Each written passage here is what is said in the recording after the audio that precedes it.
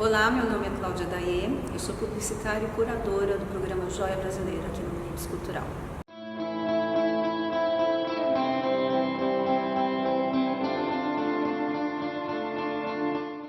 A joalheria nacional, ela começou com as escolas portuguesas e italianas, que eram esses imigrantes que vieram aqui, os ourives, e começaram a praticar, produzir e treinar as pessoas locais, né? Então a gente tem muito essa influência. Só que o Brasil, ele tem essa característica do mix de pessoas de fora. A característica da joia brasileira é a imigração.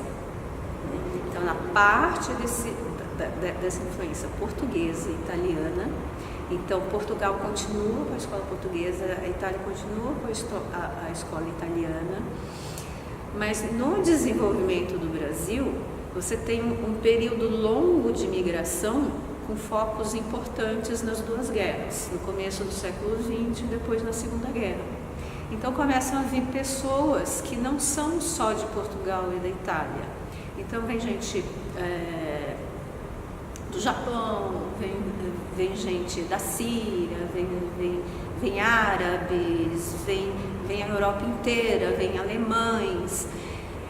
Muito curioso foi assim, quando eu comecei a estudar as marcas presentes, as principais marcas presentes no mercado, não existia uma concentração em um determinado local, né? Então eu tinha um português, eu tinha um italiano, eu tinha um alemão, eu tinha um suíço, eu tinha um japonês, eu tinha um sírio, eu tinha um árabe, eu tinha, sabe? É muito diverso, e a característica brasileira é a diversidade dessas várias influências. Então a joalheria, ela vai se desenvolver com a imigração, com esses outros imigrantes que vêm para cá, né, com essas expertises que eles tinham lá fora, né, trazem inclusive equipamentos, e aí começa a se desenvolver a lapidação, a ourivesaria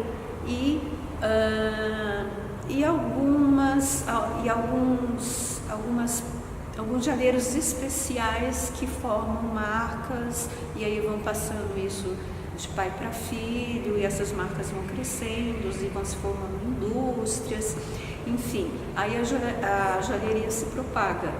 Então, qual que é a característica da joalheria brasileira? É uma coisa que o setor discute, né? Discute até hoje, mas a grande característica da joalheria brasileira é a criatividade e uma produção que foi feita em cima dessa múltipla influência, né? Então ela não é mais nada disso do que era inicialmente, do que inspirou, ela virou uma outra coisa. As pessoas criaram coisas em cima daquilo que elas tinham como referência, e aí se criou diversos estilos. E aí tem uma coisa engraçada que, por exemplo, eu sou publicitária, né? Então eu me formei nos anos 80 e eu lembro de festivais de criação, né? E a tal da propaganda brasileira era bem vista por conta da criatividade. Então a gente tem a tal da criatividade. A joia brasileira, ela é muito criativa, ela tem elementos que vêm da nossa natureza, especialmente, e isso meio que encanta as outras pessoas, o público estrangeiro. O Hans Sterb, ele começou uma joalheria, chegou em 39 no Brasil, em 40 e pouco ele já estava começando a joalheria dele.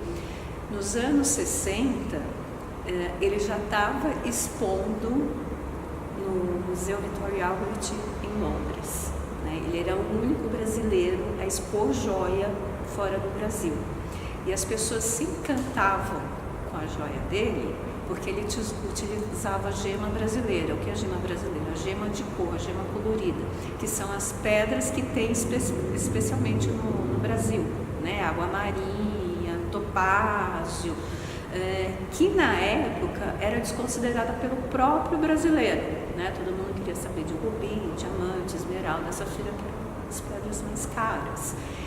Então, pela própria natureza, pelo próprio material, a joia brasileira já se destaca.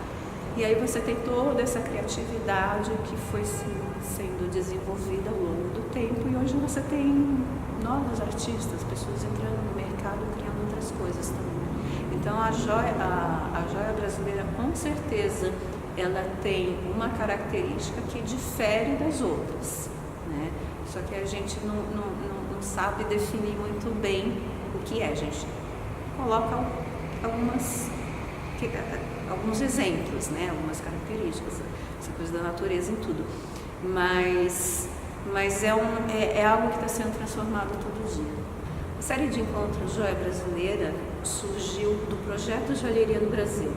O projeto Joalheria no Brasil começou em 2010 com a intenção de registrar e difundir a joalheria nacional, né? Então, em função de não haver material específico da joalheria, e em vista que a história estava se perdendo, que as pessoas estavam morrendo, não havia material, não havia livros, não havia registro.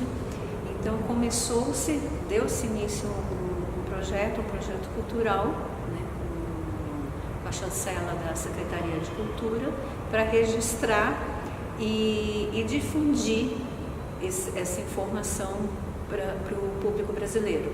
E a melhor forma de fazer isso foi através de um livro.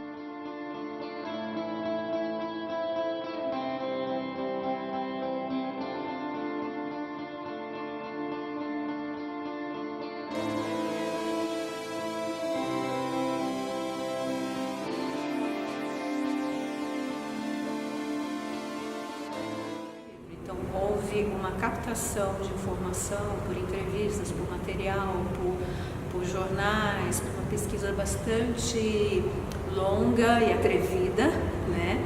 E ela concluiu na publicação desse livro, que tem o mesmo nome, Joalheria no Brasil, né? Mercado e Ofício, História, Mercado e Ofício, foi publicado pela Dizal em 2017.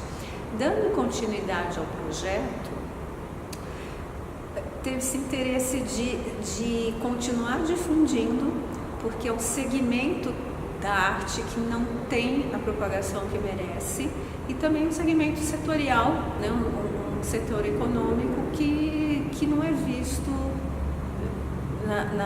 da forma que deveria ser, né?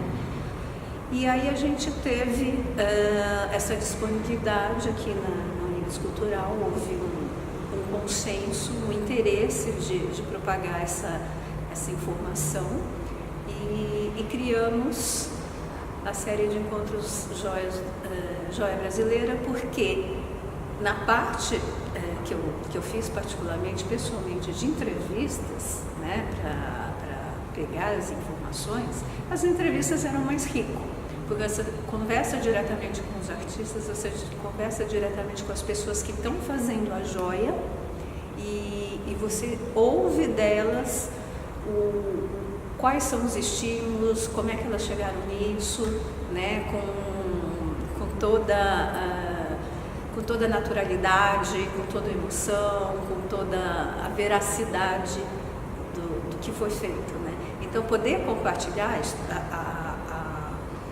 o ideal da série de encontros é poder compartilhar esse momento com as pessoas, né, com o público. Então, eles podem presenciar essa entrevista, né? É uma entrevista totalmente informal, as pessoas ficam à vontade, os convidados ficam à vontade, e no final você tem esse espaço para o público também conversar, né? A gente projeta peças que foram feitas pelo artista, pelo designer convidado. Ele comenta, isso é muito precioso, porque você não tem isso em lugar nenhum, né? Então a gente começa a entender os diferenciais, as coisas mais específicas da joia. E a joia é uma coisa esplêndida, uma coisa maravilhosa. É um evento assim que não é porque eu estou fazendo, mas eu acho legal para todo mundo, assim. Se eu não tivesse aqui, eu viria assistir.